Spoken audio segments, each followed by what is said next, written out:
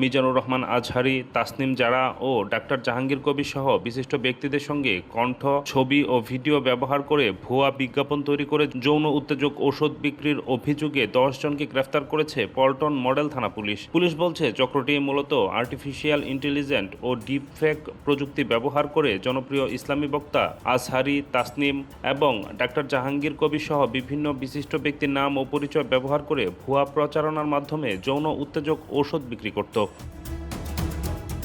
শনিবার দুপুরে ডিএমপির মিডিয়া সেন্টারে আয়োজিত এক সংবাদ সম্মেলনে এ তথ্য জানিয়েছেন মতিঝিল বিভাগের উপকমিশনার মোহাম্মদ হারুনুর রশিদ।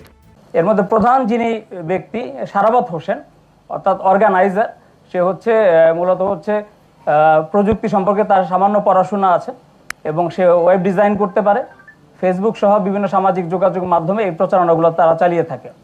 আর আরও একজন গুরুত্বপূর্ণ ব্যক্তি হচ্ছে সাফায়েত হোসেন শুভ, যে মূলত এই যে ডিপফেক এবং আর্টিফিশিয়াল ইন্টেলিজেন্স ব্যবহার করে এই মিজানুর রহমান আজহারীর যে প্রচারণা সেগুলো তারা তৈরি করেছে।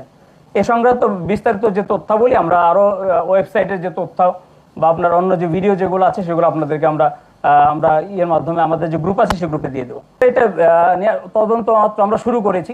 আমরা ইতিমধ্যে 10 জনকে গ্রেপ্তার করেছি। মূলত 2টি জায়গা থেকে আমি আপনাদের বলেছি যে চট্টগ্রামের থেকে আমরা 9 জনকে গ্রেপ্তার করেছি। তাদেরকেও আমরা প্রাথমিকভাবে জিজ্ঞাসাবাদ করছি এবং 2টা কুরিয়ার সার্ভিসের নাম এসেছে, স্ট্রিট ফাস্ট এবং পাঠাও। তাদের কোনো সম্পৃক্ততা আছে কিনা এটা যাচাই বাছাই এবং অন্যান্য তথ্য প্রমাণ পাওয়া সাপেক্ষে বলা যাবে, এই মুহূর্তে বলা যাচ্ছে না।